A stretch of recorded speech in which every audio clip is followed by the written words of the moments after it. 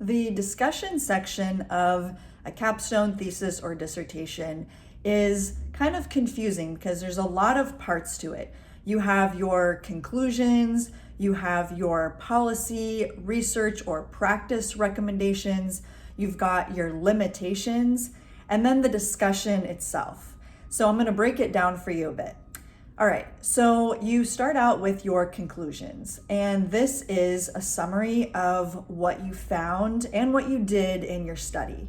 So whereas your results section is very to the point, you are describing graphs, you are providing numbers, you're providing excerpts from interviews, it is very cut and dry. You are simply stating what you found in the analysis of your study. This could also be a summary of the findings from analyzing the findings of other studies if you do something like a systematic review or a meta-analysis. So you have your conclusions, you describe what you found. You're also going to want to include the limitations of your study. Do not think about this as a criticism of your study or thinking that it's bad or it could be way better. The fact is, there are always things that you can do in future studies to be more generalizable, maybe have a bigger sample, maybe study multiple sites.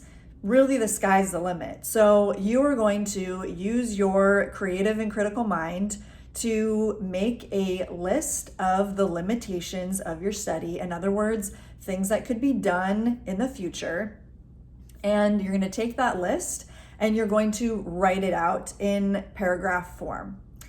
Then you get into your recommendations. So this could be policy recommendations, like based on your findings, what could you maybe recommend in terms of the policies at a hospital? It could be federal law, it could be local policies, different sanctions or rules or protocols, things like that, that could make some situation better. Based on your study results, it kind of lends evidence to these recommendations.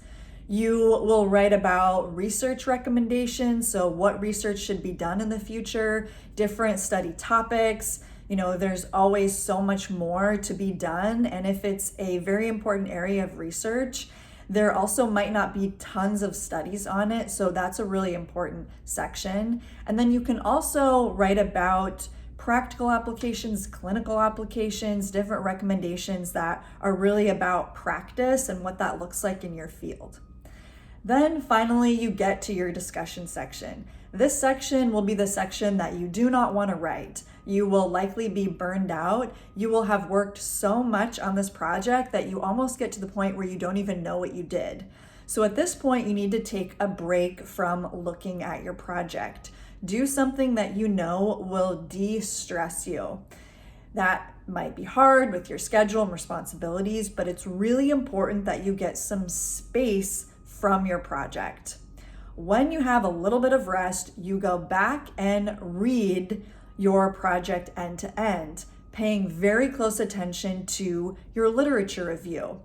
Make some notes where you see studies that are linked in some way to your results. You might actually even go back to your annotated bibliography and make some notes about what that study found and if it is aligned with your study results, if you found very similar results, or if you found something very different. Because in your discussion, you write about how your study fits with the other studies. So you could say something like, this study was similar in terms of results with these other studies.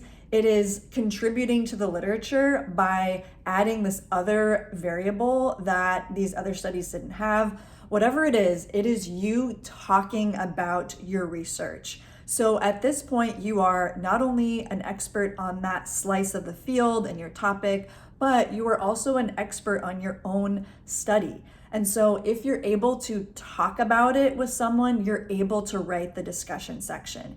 You can write it very much free form and then go back and kind of edit it so it sounds like a scientific paper. We know there's a little bit different language. So that's really what the discussion section is all about. Give yourself time, refresh your memory from the literature review, and just talk about it, giving your professional opinion for what could or should be done next.